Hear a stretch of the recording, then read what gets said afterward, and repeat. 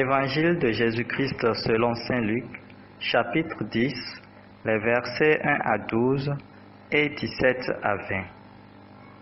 Après cela, le Seigneur en désigna encore 72 et il les envoya deux par deux devant lui dans toutes les villes et localités où lui-même devait aller. Il leur dit: La moisson est abondante, mais les ouvriers sont peu nombreux. Priez donc le maître de la moisson d'envoyer des ouvriers pour sa moisson. Allez, je vous envoie comme des agneaux au milieu des loups. N'emportez ni argent, ni sac, ni sandales, et ne vous attardez pas en salutation sur la route. Dans toute maison où vous entrerez, dites d'abord: paix à cette maison. S'il y a là un ami de la paix, votre paix ira reposer sur lui. Sinon, elle reviendra sur vous. Restez dans cette maison, mangeant et buvant ce que l'on vous servira, car le travailleur mérite son salaire. Dans toute ville où vous entrerez et où vous serez accueillis, mangez ce qu'on vous offrira. Là, guérissez les malades et dites aux habitants: le règne de Dieu est tout proche de vous. Mais dans toute ville où vous entrerez et où vous ne serez pas accueillis, sortez sur les places et dites: même la poussière de votre ville, collée à nos pieds, nous la secouons pour vous la laisser. Pourtant, sachez-le, le règne de Dieu est tout proche. Je vous le déclare, au jour du jugement, Sodome sera traitée moins sévèrement que cette ville. Les 72 disciples revinrent tout joyeux. Ils leur racontaient: Seigneur, même les esprits mauvais nous sont soumis en ton nom. Jésus leur dit: je voyais Satan tomber du ciel comme l'éclair.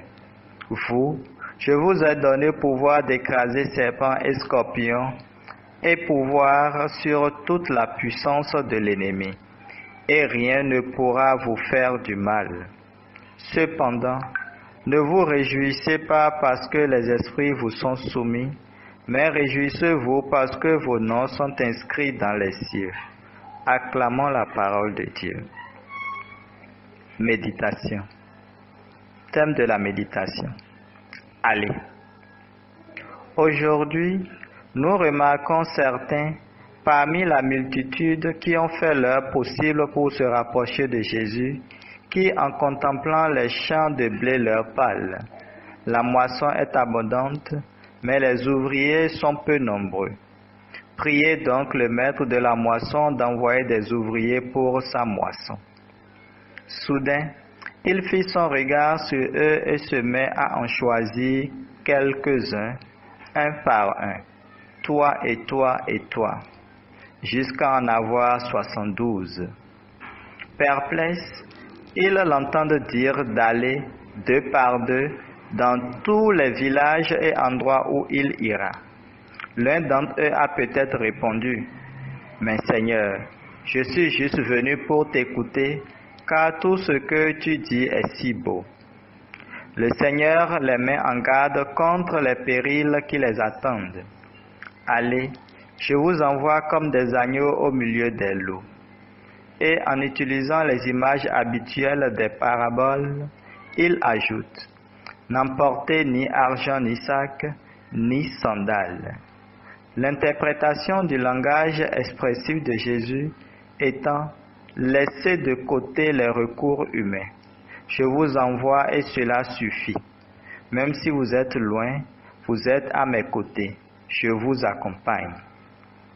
À la différence des 12, appelés par le Seigneur pour qu'ils restent auprès de lui, ces 72 retourneront à leur famille et à leur travail, et vivront là ce qu'ils ont découvert à côté de Jésus. Leur aventure se finit bien. Les 72 disciples revinrent tout joyeux.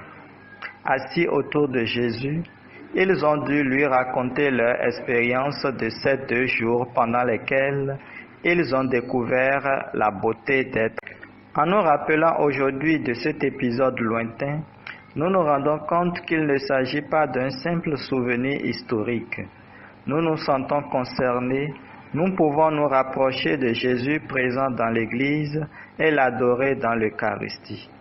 Et le pape François nous encourage à apporter Jésus-Christ à l'homme et conduire l'homme à la rencontre avec Jésus-Christ, qui est le chemin, la vérité et la vie, réellement présent dans l'Église et contemporain de tout homme. Méditation proposée par